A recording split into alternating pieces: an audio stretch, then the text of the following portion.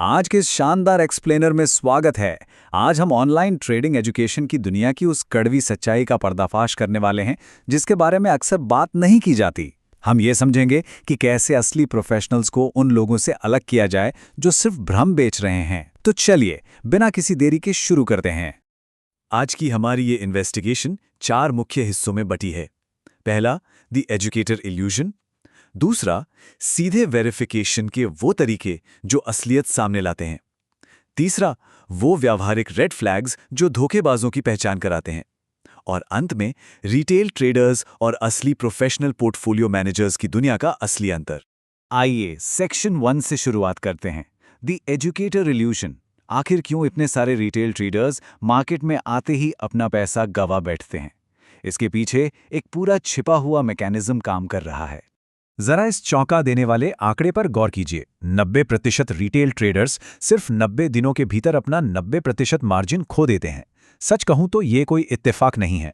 Trading का पूरा infrastructure कुछ इस तरह से डिजाइन किया गया है जो सीधे तौर पर एक आम रिटेल ट्रेडर के खिलाफ काम करता है।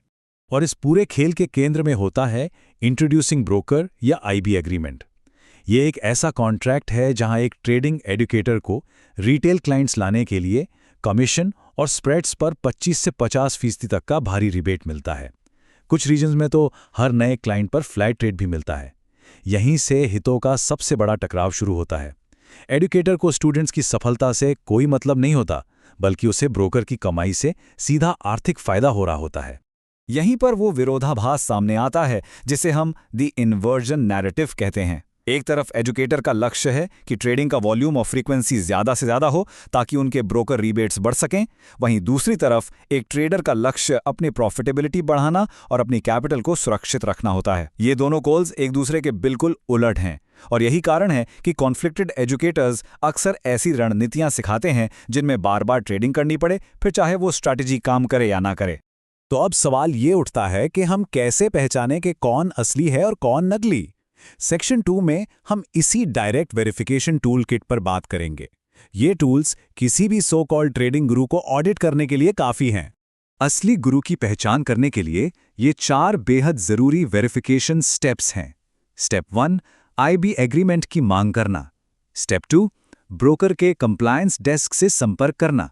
स्टेप 3, रेगुलेटरी रिकॉर्ड्स की जांच करना।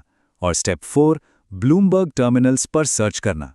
एक बात हमेशा याद रखनी चाहिए कि जो असली प्रोफेशनल ट्रेडर्स होते हैं उनका एक वेरीफाइबल पब्लिक फुटप्रिंट हमेशा मौजूद रहता है। वेरिफिकेशन का ये पहला कदम सबसे क्रूशल है। कानूनी तौर पर अगर कोई एजुकेटर किसी क्लाइंट को किसी प्लेटफॉर्म से जोड़ रहा है तो ये कॉन्ट्रैक्ट होना ही चाहिए। अगर कोई एजुकेटर एग्रीमेंट दिखाने से कतराता है या मना करता है तो ये एक बहुत बड़ा रेड फ्लैग है कि वे अपने कॉन्फ्लिक्ट ऑफ इंटरेस्ट को छुपा रहे हैं।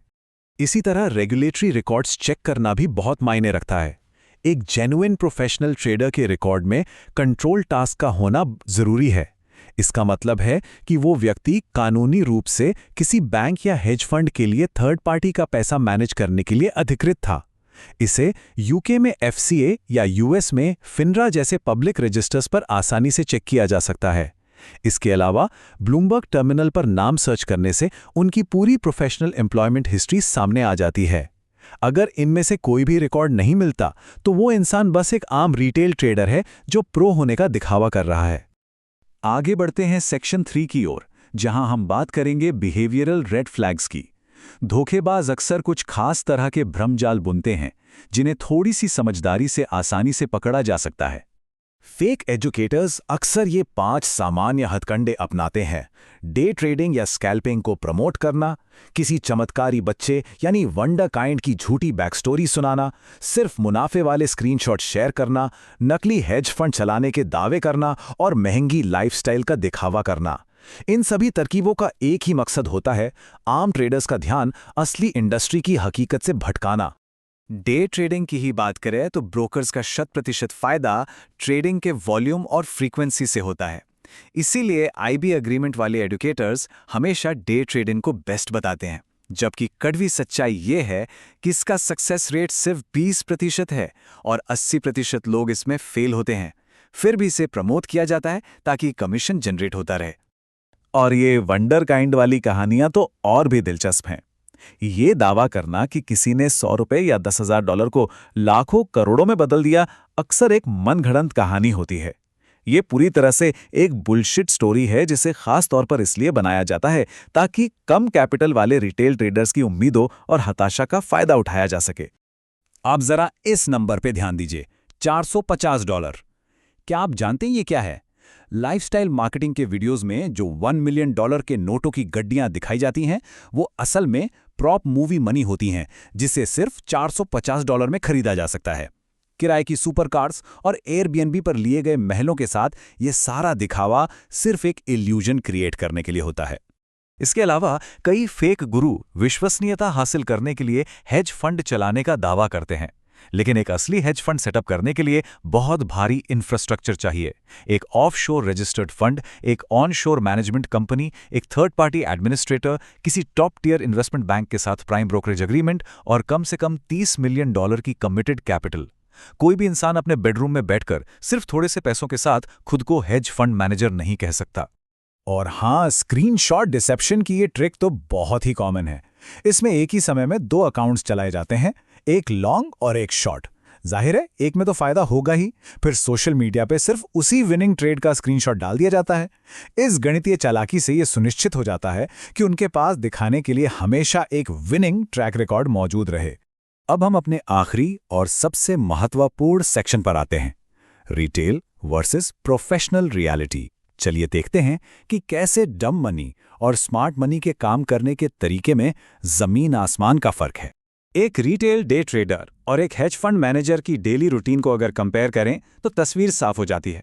रिटेल ट्रेडर हाई लेवरेज का इस्तेमाल करता है, सिर्फ 1 या 2 अनहेज्ड पोजीशंस लेता है और कुछ मिनटों या घंटों में क्विक वेल्थ के लिए एक तरह का जुआ खेलता है। इसके बिल्कुल उलट एक professional hedge fund manager low risk adjusted leverage का इस्तेमाल करता है, पोर्टफोलियो में 10 से 20 हेज्ड पोजीशंस बनाता है और उसका नजरिया महीनों का होता है, जहां उसका मेन गोल अपनी कैपिटल को सुरक्षित रखना होता है। रिस्क मैनेजमेंट का कोर डिफरेंस इसी बात से समझ आता है। एक असली प्रोफेशनल कभी भी अपने पोर्टफोलियो का 5 से 10% से ज्यादा हिस्सा किसी सिंगल पोजीशन पर रिस्क नहीं करता। ये सख्त नियम उनके पूरे अकाउंट को ब्लो अप होने से बचाता है। यही वो रिस्क मैनेजमेंट है जो रिटेल जुआरियों को कभी नहीं सिखाया जाता। दोनों के अप्रोच में ये फर्क न्यूज इवेंट्स के दौरान सबसे ज्यादा दिखता है। एक retail trader non farm payrolls जैसे किसी बाइनरी न्यूज इवेंट का इंतजार करता है ताकि वो एक बड़ा दांव खेल सके। दूसरी तरफ एक प्रोफेशनल ट्रेडर हफ्तों पहले ही उस इवेंट की भविष्यवाणी करके अपनी पोजीशन बना लेता है ताकि इवेंट वाले दिन वो उस रिटेल जुआरी को लिक्विडिटी प्रोवाइड कर सके।